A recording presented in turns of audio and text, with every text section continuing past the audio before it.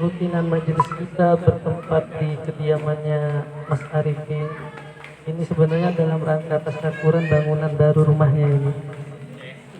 Kita doakan mudah-mudahan menjadi rumah baiti jannati, rumahku adalah surgaku, rumah yang mampu memberikan ketenangan, keamanan, perlindungan, kasih sayang, dan rumah yang mampu menghidupkan nilai-nilai Islam di dalamnya. Amin ya Rabbal Alamin. Nah, ini kemana nih tuan rumahnya? Kok menghilang nih tuan rumahnya? Karena malam hari ini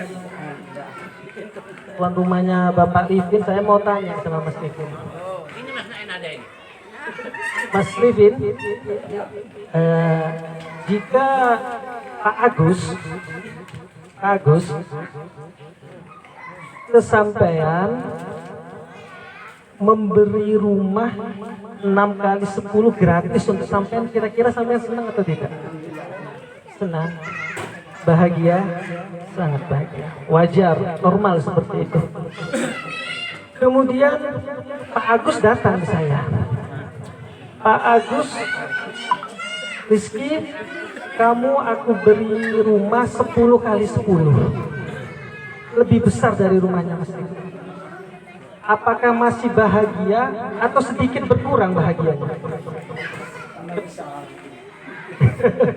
Masa?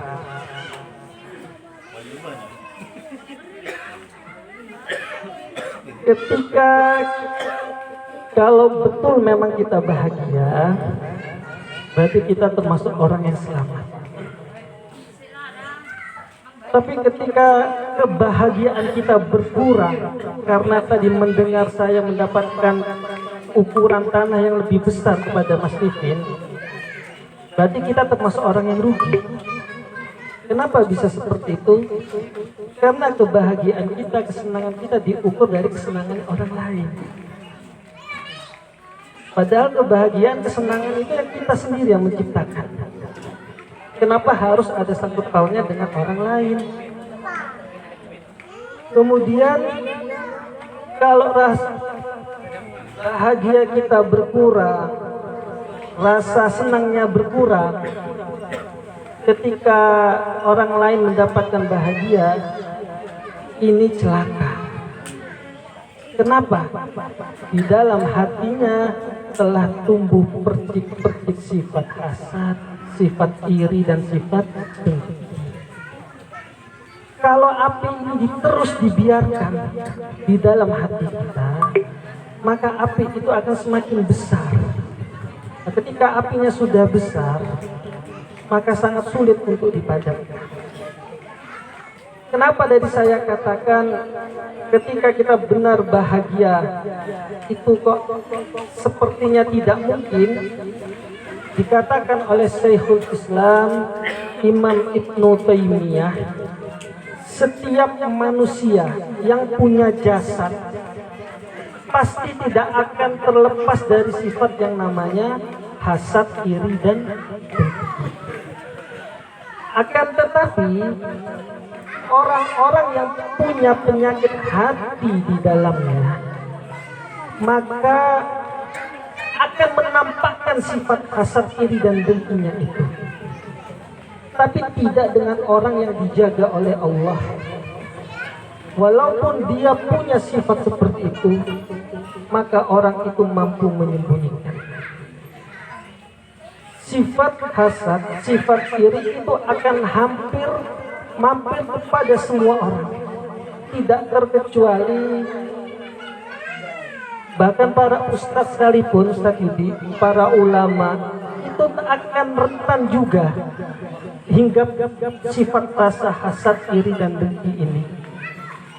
Ketika orang soleh saja terhinggap sifat hasad, iri, dan dengki ini, apalagi kita yang orang awam, pasti akan rentan terkena sifat hasad, iri, dan dengki. Dan sifat hasad, iri, dan dengki ini akan membinasakan pelakunya maupun orang lain, baik di dunia dan akhirat. Maka dari itu Nabi Shallallahu Alaihi Wasallam bersabda, "Iyyakum wal hasad, fa innal hasad ya'kulul hasanati ma takunun narul haqab. Nabi kita berpesan kepada kita sebagai umatnya, jauhilah dari kalian sifat hasad, sifat iri, sifat dengki. Karena sesungguhnya sifat hasad, sifat iri, sifat dengki itu menghapuskan amal kebaikan kita. Jadi kita sholat, jungkir balik, baca Quran, sodakoh, ringan tangan, berderma, membantu orang.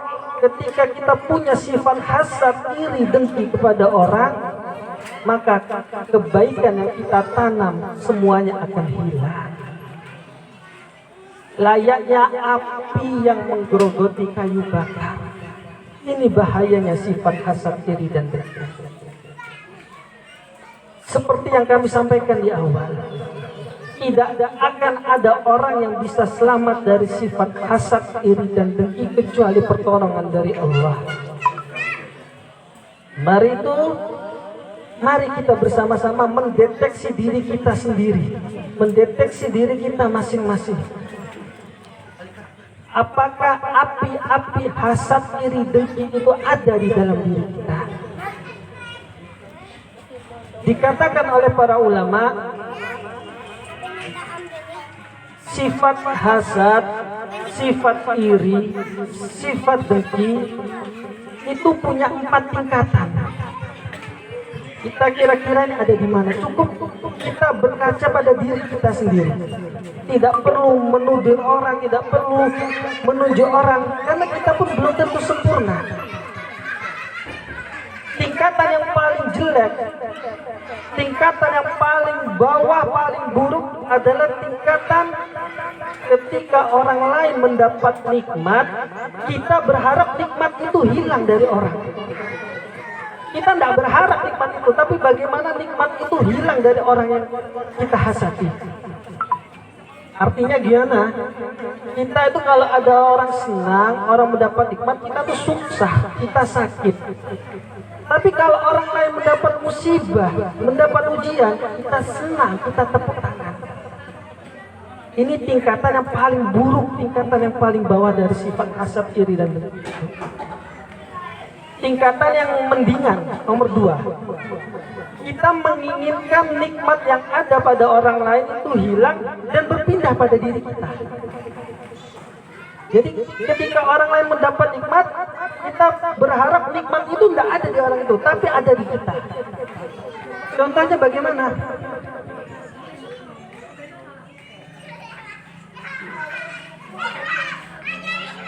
Misalnya si fulan ini punya istri cantik. Kita ini hasad, jadi bagaimana suaminya ini cepat mati agar kita bisa mengambil istrinya. Contoh. Atau misalnya Mas Iva ini sebagai bos di perusahaan. Saya ini anak buahnya Mas Iva. Bagaimana caranya saya menjatuhkan seorang Iva, memfitnah dia sehingga saya menjadi bos atasan. Nah, ini sifat hasad yang ada di nomor 2. Bahaya juga seperti ini. Sifat hasad yang ketiga adalah kita tidak menginginkan nikmat itu kepada orang lain hilang. Kita senang orang lain mendapat nikmat, tapi ada tapinya. Tapi kalau bisa nikmat itu di bawahnya kita. Kita senang orang lain mendapatkan sepeda motor, tapi kita tidak mau sepedanya lebih bagus dari sepedanya kita. Ini sifat hasad yang nomor 3. Jadi kalau orang punya sifat seperti ini, dia ingin selalu di atas. Dia tidak ingin orang lain sama dengan dia, selalu berada di bawah dia. Menginginkan orang lain itu bodoh, tidak maju, selalu di bawahnya dia.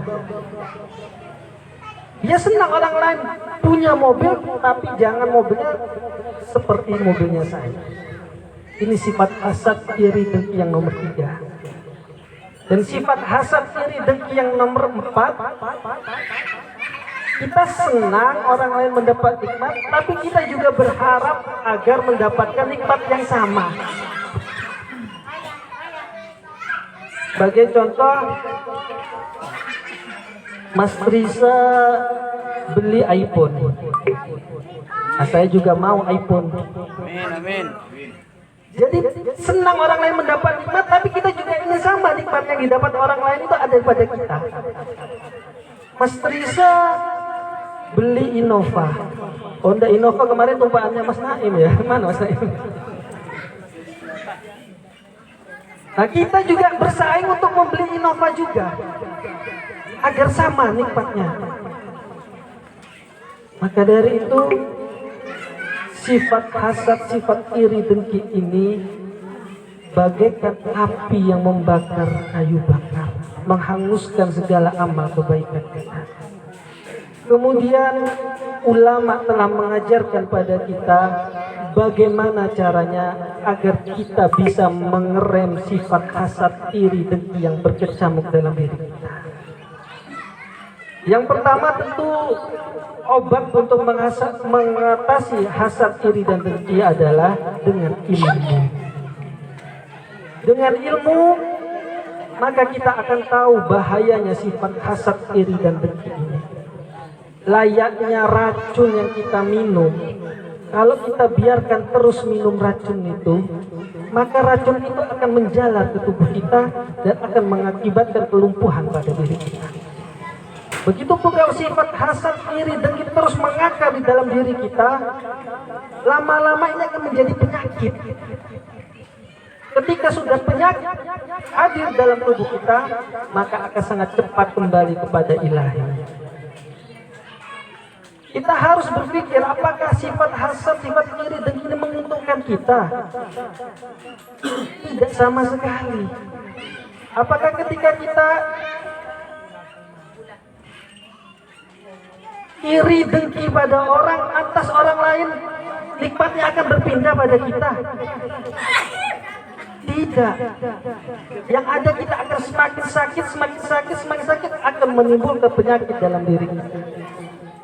Dan kita juga harus mengingat, mengenang bagaimana penciptaan langit dan bumi ini. Sebab terusirnya iblis itu karena ada sifat hasad kepada Nabiullah Adam. Dan pembunuhan pertama di muka bumi ini karena ada sifatnya iri Qabil terhadap adiknya sendiri yang bernama Habil.